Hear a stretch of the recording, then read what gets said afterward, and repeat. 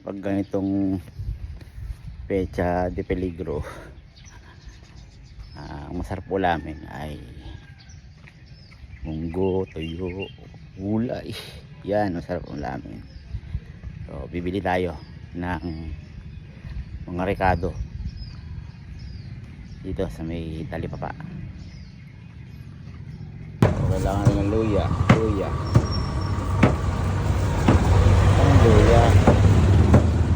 kailangan ng sibuyas. Sibuyas natin kung magkano kilo. Okay, bumili rin tayo ng bawang, hihigit-higang piraso. Magkano to? Hindi natin. Ayan, 81 pesos.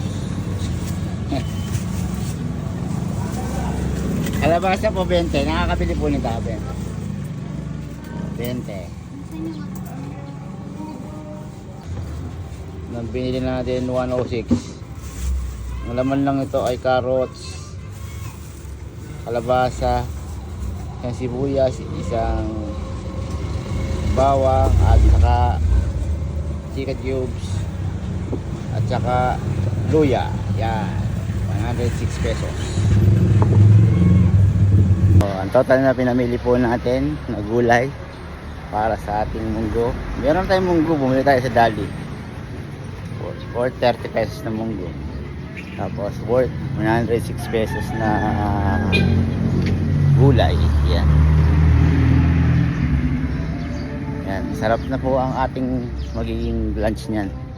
Tapos kagabi rin bumili na po ako ng tuyo. Yan. Yan ang masarap na partner ng ng munggo.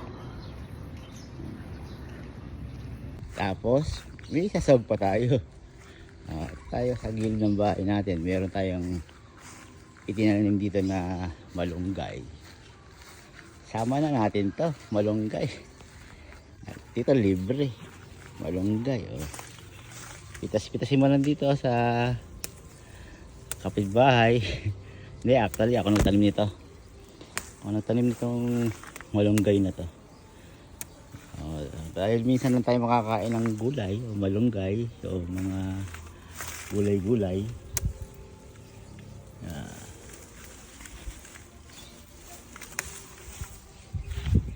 Yan.